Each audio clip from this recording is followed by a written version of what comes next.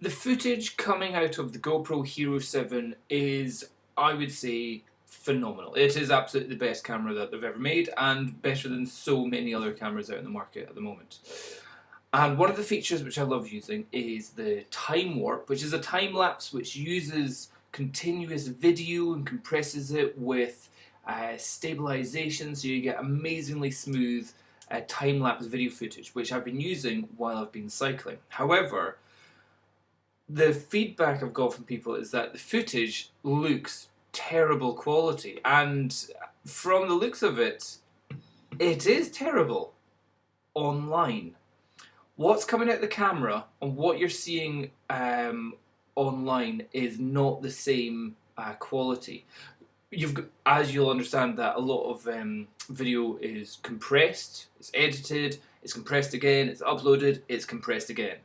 And the problem with fast video, like what we have with the GoPro doing time-lapse like this, in almost every single frame, so much detail has moved or changed, it's very difficult to compress the video. So that's why a lot of it just becomes mush. So what is amazing is what actually comes out of the camera. So here I've got in Final Cut Pro, I've got it at full screen or full size, what it looks like when I import the video. And as you can see, if I zoom here, we can go frame by frame. If you look over here, welcome to West Lothian. Nice, simple, nice and clear. If we look at what it looks like once it's been finally uploaded, that's what we're getting. What it looked like when it came out on the actual computer, let's see that one. So once I'd already edited and exported it, let's see.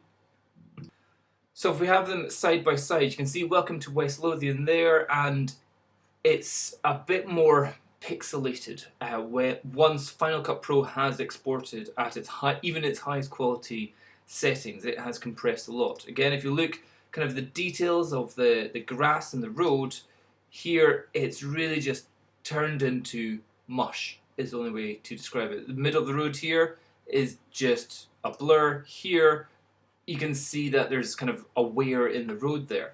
Let's see if we go to a bit where we can read a car's number plate. Shall we try this one? Here, so here's a car whizzing past. WP63WFC. Let's see what it looks like on this. Pretty difficult to see. It's definitely got a lot more compressed. Can't tell that. What does it look like once we go onto the video, once it's been uploaded to YouTube? Let's have a look at that. Pretty much absolutely nothing. You're barely able to tell that there is a car there. And this is in good light going on, but it's just compressed it so much. And this is it in full 1080p here. So this is as good a quality you're going to get out of YouTube, but we're just getting nothing. If I could show you another example. Here, so slightly lower brightness. We're in a bit more of a shadowed area, but here we can see lots of detail going on. We can even see the numbers on this lamppost, GK239. See it says a bus stop over there, and all that kind of stuff. If we look at what it looks like once it's been exported, so if we go frame by frame, I'd say that's probably the same here. It is a lot more difficult to see, so a lot more compression. You definitely cannot see the numbers on the lamppost there.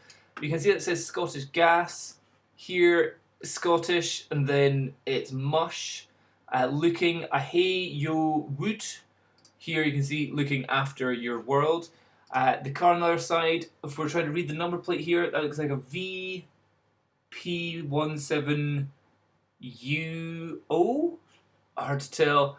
VP17LBX. So what I'm saying is that if you're looking at any of the video quality on YouTube of the time warp and thinking, hey, it's not quite as good as I thought it was going to be, it's not the GoPro's fault. It may be the editing software that you're using, the compression software. I'm going to be trying to figure out how I can export files which are fairly big, you know, like 5-10 minutes kind of video footage, which I can still have time to upload, that are not going to be 30 gigabytes for a 2-minute video.